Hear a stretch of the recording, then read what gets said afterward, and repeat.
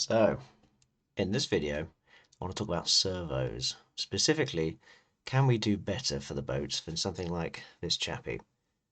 So these are the kind of high power servos we use in most of the current prototypes.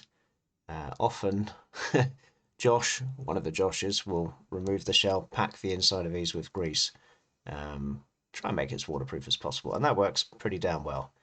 They've got plenty of torque. We use them for the rudder and the tail on the wing sails. They work just fine. But a couple of limitations. One is they're not really waterproof. We suspect they'll fail over long durations.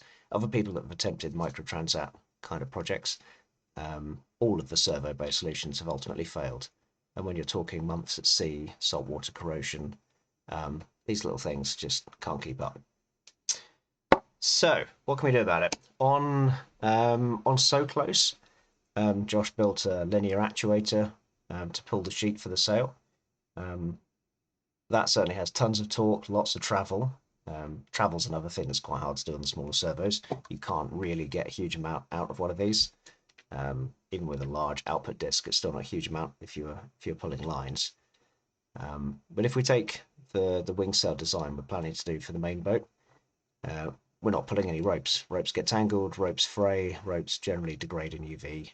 Lots of issues with ropes. So we have a tail rudder, elevon, flap that needs to be controlled, and we have the rudder as well. So they don't need a huge amount of motion, but they do potentially need a fair amount of torque, especially on the rudder. They need to be able to withstand a lot of bad weather, temperature variations, saltwater, all the rest. They also need to be able to withstand potentially fairly high shock loadings. So if there's a storm or there's high gusts of wind, that could put a very high torque on the rudder in particular. Yeah, we don't want the damn thing to break. So one of the solutions I've been looking at is how to solve a bunch of these issues in a modular device that we can use for different purposes. And let me switch to the other view. This is the prototype of what I've come up with. So the idea of this, the first objective is to isolate all of the electronics, the motor, the gear system, etc., and keep it fully enclosed. So in this design, imagine there's a back shell on this that contains all the electronics and it's sealed. The way this works is there's a magnetically coupled output. Oh, I can separate this thing.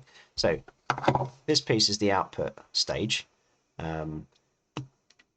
Onto the faceplate, we can attach a variety of things. So in this case, there's a little capstan for a line, but this could equally be a big servo arm, or it could be like a belt and pulley system to couple to a rudder, something like that. So or it could be a gear, so we could have a direct geared connection to a rudder, so it can't slip.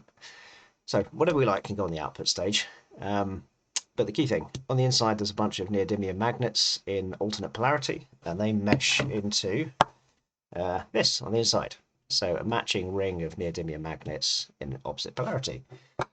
They sit either side of this shell piece with a couple of bearings on the inside. So this has got the main bearing on the inside, so that sits in there and runs smoothly. This then locks into the output side. And that can, tell you what, yeah. But hiding inside there was a little magnet which has leapt off. Remove that. Of course, that's very keen to stick to all the other magnets, isn't it? So it's going to go well. Right, let's get that off there. So once these two are coupled together, they're locked very tightly. So if I hold the outer shell, these two can spin very closely coupled, and it takes a lot of torque to kind of slip those magnets. Now we can tune that force by changing the strength of the magnets, the number of the magnets. Can't really change the clearance anymore because it's already pretty tightly coupled, but even at this stage, this is probably quite a reasonable slipping torque if it's something like a rudder, or even if it was if we did build a sailboat, if it was a line on it, that's not bad. To drive this then, this has got a gear shaped into it, and we can put whatever we like in terms of motor. In this case, it's a little gearhead motor. It could be a worm-driven gearbox if we wanted no backlash or no back drive ability. So when those two slot together, these gears mesh, and that entire section is enclosed. So for a finished design, this would have a seal, an O-ring seal around the inside. To be fair, we could then also glue the heck out of it afterwards and seal the plastic and make sure it's fully waterproof. And then the back shell will go on here, and we put the drive electronics on the inside as well. So that gives you a fully enclosed module, magnetically coupled to the output stage. And then for it to act as a servo, this little magnet bit that leapt off, this is a little, I can't even show it, that tiny little magnet is it's polarized in such a way that we get the field that direction. I forget what it's called. Diametrically polarized? Whatever.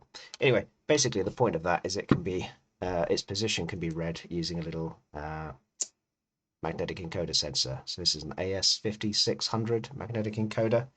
The idea is that then mounts to the back side of this. The magnet, with all the clearances, sits just behind that inside face with a couple of millimeters clearance, which is plenty for that sensor to work. So that gives you an absolute position of the output stage, irrespective of whether it slips or not. So you can then servo drive this to a given position, or in software we could implement multi-turn if we wanted to. So as you can see, as a prototype, it's not quite fully assembled. So the next stage is to finish fitting all these bits together. The motor stage works fine. It's got loads of torque, even with this, whatever this is, fairly crappy little 6-volt gear motor. It can lift several kilograms at a centimetre, so plenty of torque for what we're doing. Yeah, we could easily go far beyond what the hobby servos are capable of. So yeah, the next stage is to finish adding the encoder, chuck one of our motherboards in here.